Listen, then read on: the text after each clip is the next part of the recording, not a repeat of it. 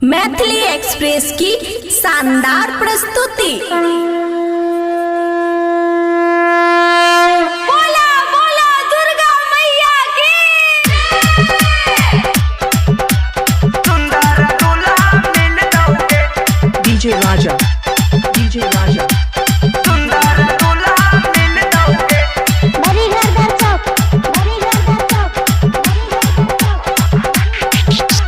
आइल जनमी दिया जलाइले माई का कृपा होई तोगे। आइल जनमी दिया जलाइले माई का कृपा होई तोगे। दुर्गा मैया के मिठैया चढ़ावे सुंदर दूल्हा मिल दोगे। दुर्गा मैया के मिठैया चढ़ावे सुंदर दूल्हा मिल दोगे। DJ Raja, DJ Raja. सुंदर दूल्हा मिल दोगे। सुंदर दूल्हा मिल दोगे। बोलो बोलो दुर्गा मैया की। सुंदर दूल्हा मिल दोगे। बड़ी नीमन लागे छे गोरी पापा के दिया कपड़ा में। बड़ा भीड़ लागे छे गोरी तेतरी पकड़ा में।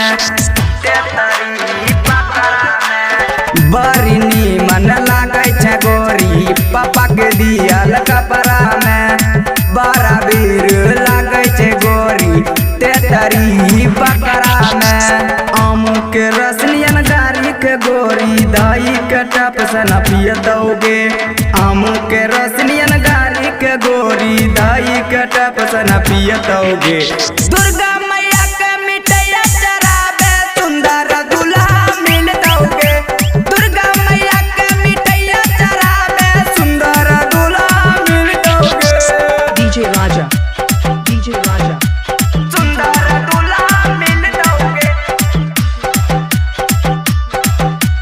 सुंदर दूल्हा मिल दोगे। खुशी रिकॉर्डिंग स्टूडियो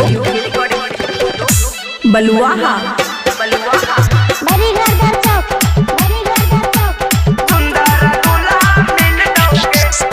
पहिला पहिला को के तू पूजा करिए दिल से पुकार गे। ऐसन वक्त में सुनेगे छौरी मैया बरसे तो प्यार गे। मैया बरसे तो प्यार गे। पहिला पहिला को के तू पूजा करिए दिल से पुकार गे। ऐसन वक्त में सुनेगे छौरी मैया बरसे तो प्यार गे। आम के रसनियन गारी के गोरी दही के टक सन पिय दोगे। आम के रसनियन गारी के गोरी दही के टक सन पिय दोगे। दुर्गा मैया के मिठैया चढ़ावे सुंदर दूल्हा मिल दोगे। दुर्गा मैया के मिठैया चढ़ावे सुंदर दूल्हा मिल दोगे। DJ Raja, DJ Raja.